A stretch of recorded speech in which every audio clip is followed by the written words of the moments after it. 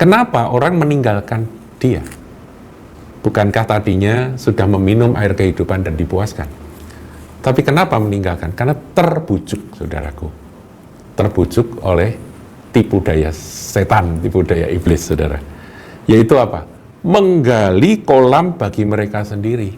Jadi aku tidak mau tergantung pada sumber air hidup, tapi aku mau punya cadangan, reservoir. Tahu ya, reservoir. Dia membuat kolam bagi mereka sendiri. Shalom saudaraku. Di awal dari tahun 2026 ini, saya ingin menyampaikan sesuatu peringatan supaya kita sebagai anak-anak Tuhan menjaga diri. Jadi saudara dan saya, kita semua harus waspada menjaga diri dari dua kejahatan yang disebutkan oleh Yeremia pasal 2 ayatnya yang ke-13. Coba kita lihat saudaraku ya, ini merupakan satu firman yang harus kita waspadai sepanjang tahun 2026. Kita berdoa kiranya Tuhan hindarkan kita, luputkan kita dari dua macam kejahatan tersebut. Saya bacakan, sebab 2 kali umatku berbuat jahat. Pertama, mereka meninggalkan aku sumber air yang hidup. Jadi meninggalkan Tuhan itu bukan saja kebodohan, bukan saja ketololan yang merugikan diri sendiri, tetapi itu kejahatan, saudara. Itu adalah karya iblis yang merupakan puncak dari kesuksesan iblis, yaitu ketika seorang anak Tuhan meninggalkan dia. Saudara yang pernah mengasihi Tuhan, yang pernah jatuh cinta dan kasih mula-mula kepada Kristus, tiba-tiba karena sesuatu berpaling dan meninggalkan dia. Nah, firman ini memperingatkan, itu kejahatan. Itu dosa besar, saudaraku. Jadi apapun yang terjadi, kecewa, menyesal, merasa gagal, putus asa, ya, apapun lah yang Anda alami, jangan sekali-kali meninggalkan Tuhan. Sumber air yang hidup. Tuhan mengumpamakan dirinya itu sebagai mata air. Mata air hidup itu artinya mata air yang terus memancar baru dan tidak pernah kering. Tapi umat Tuhan itu bisa meninggalkan mata air itu. Ya, kita tahu bahwa ada banyak usaha iblis lawan kita untuk menjauhkan kita dari sumber kehidupan, yaitu Yesus Kristus Tuhan.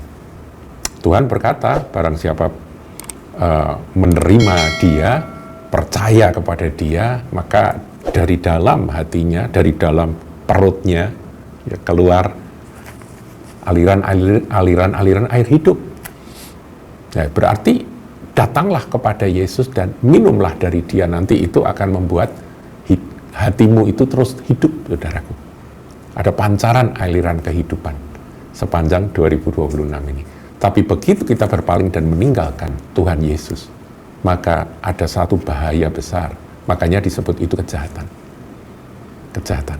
Dan itu karya dari si jahat. Makanya kalau dalam doa Bapa kami kan dikatakan, lepaskan kami dari yang jahat. Ini salah satunya, saudaraku.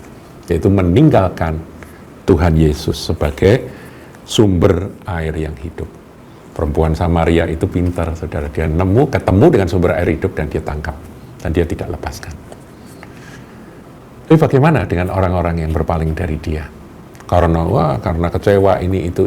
Saudaraku, dalam proses itu ada banyak macam hal. Dan itu dipakai oleh iblis untuk menjauhkan dari Yesus Kristus Tuhan Juru Selamat. Jadi kejahatan yang pertama yang harus kita hindari adalah meninggalkan dia, sumber air hidup. Tetapi poin yang kedua ini berurutan, saudaraku. Kenapa orang meninggalkan dia? Bukankah tadinya sudah meminum air kehidupan dan dipuaskan? Tapi kenapa meninggalkan? Karena terbujuk, saudaraku. Terbujuk oleh tipu daya setan, tipu daya iblis, saudara. Yaitu apa? Menggali kolam bagi mereka sendiri. Jadi aku tidak mau tergantung pada sumber air hidup, tapi aku mau punya cadangan, reservoir, tahu ya reservoir, dia membuat kolam bagi mereka sendiri. Sumber sukacitaku bukan dari Tuhan Yesus lagi, sumber pengharapanku bukan dari Tuhan Yesus, ketergantunganku bukan dari dia lagi, tetapi dari kolam. Nah ini macam-macam saudaraku. Ada orang-orang yang ketika dia mulai bekerja, dia sangat mengandalkan Tuhan. Ketika Tuhan sudah memberkati, modalnya sudah banyak, duitnya sudah berlimpah, dia tidak bergantung pada Tuhan lagi, tapi bergantung kepada uang itu, kepada harta itu, yang padahal harta itu untuk pemberian Tuhan. Ini sama-sama air, saudara. Airnya itu dia tampung di kolam, dan dia mengandalkan kolam itu, tidak mengandalkan sumber air yang hidup itu. Ini kejahatan kedua, menggali kolam bagi mereka sendiri. Saudaraku, ini bukan kebodohan, tapi kejahatan, saudara. Di mata Tuhan, ini kejahatan. Ini firman sudah disampaikan. 2 kali umatku berbuat jahat. Dijauhkan kiranya kita dari perbuatan jahat. Yang pertama, meninggalkan dia, berpaling dari dia, karena apapun juga. Yang kedua, apalagi berpaling karena justru airnya itu sudah melimpah, dia tampung dan dia berharap kepada air tampungan itu, kolam itu. Nah Tuhan berkata, yakni kolam yang bocor. Kalau kolam itu buatanmu sendiri, itu nanti bocor, yang tidak dapat menahan air.